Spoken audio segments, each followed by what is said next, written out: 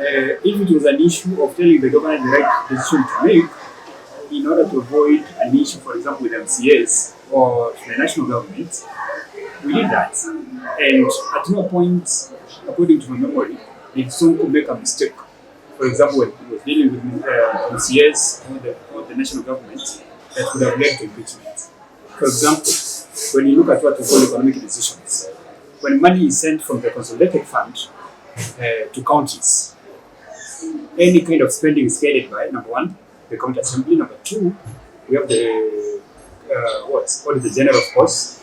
Then we have the control of budgets. So there is no time a governor makes an independent spending decision. So there is no way the governor would have been impeached based on if it's about procurement. There is a procurement committee where the governor does not even get to sit. So again, you cannot find a governor who based the law being impeached because of procurement issues. And that board will be held responsible if they allow the governor to actually do what? Overrule them. So again, when it comes to other issues like personal relationships, like how the president talks to the governor, how the governor deals with the president, or how the governor relates with other politicians, that is not an impeachable offense. No. For example, if the governor decides to, parade his wife, to Nairobi and say, tell them it's my wife, stuff like that, you cannot impeach that.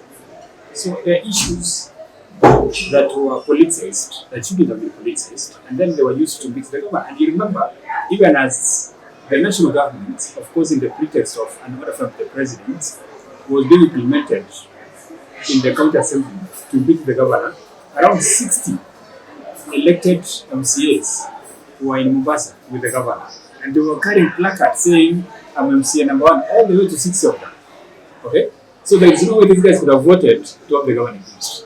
So that in itself tells you there were forces who were hell-bent on making sure the governor is on the door. So what I could have done in my capacity as the governor's political advisor to make sure he's not impeached was done. Okay? So whoever wanted to have the governor impeached could have looked for any other excuse to show him the door. And they succeeded. And obviously from there Nairobians suffered because the guy who came in, the lady who came in as the governor, a former security officer at Wilson Airport, did a very shoddy job. That is the time, according to record, the county government of Nairobi lost a lot of money. Okay, money was being sent from the national government to the county, and then it was paid out. It was very questionable. The entrepreneurs, you supply air and you pay the next day. Especially lawyers. Lawyers were paid lots and lots of money because they were carrying money in sacks from banks. When a cut of 50%, it's given to some people. 50% they take home because it was air. Okay. So again, it's the Nairobians who paid for that kind of mistake that was made through the impeachment of a governor who was elected by the people. Yes, and remember, as we always say, the voice of the people is always the voice of God. Anytime you go against the voice of the people, you're going against God, and the people have to suffer for that. Yes. You interacted with government on several occasions. Maybe somebody would want to understand how is Governor Sonko. Are there interesting sessions you can remember? Now, one thing that I have to tell you today is because politicians sometimes. Yeah, Sonko is a very unique person, and when you don't understand him, you'll think he's a clown. This is a very hardworking man. And something people don't know about Sonko, and gladly Nairobians know, this guy is very smart.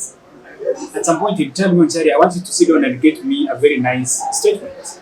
So I sit down with my American English, and I do what I think is a very wonderful statement for the government to issue. He sits down and makes corrections.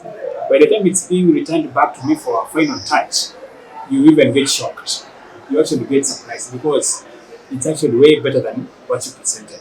So the government is very smart. Sonko is very smart. Number one. Number two, I've never seen someone as hardworking as Mike Sonko. This reminds me of what I used to learn. I used to hear from my father. When you see great things, especially when you don't see how people travel all the way to greatness, you'll think it's easy. But people work at it. It takes effort. Sonko works hard. This one guy will get to office by 8 a.m. in the office. and the governor is in the office already. So we go all the way to midnight. By around 11 midnight, my eyes are drooping. I'm like, wait, this guy is still working, signing papers, making phone calls, answering phone calls, and stimulating things here and there. So I get out of the office and go home. By 3, the government is calling me. Onchari is still asleep. People are working. The guy is back in the office, doing the people's work. So he works very hard, very, very hard. And if you interacted with him, you will know that. There's a time there was a fire along Ngong Road. So there's a guy who has a very big bazaar for cars, and there was a fire there, and it was in motors. And you'd expect very junior officers to show up before the governor. Guess who showed up first? The governor was there. By the time I'm showing up, somebody's here. And then, after like 20 minutes, 45 minutes is when the CECs now showed up.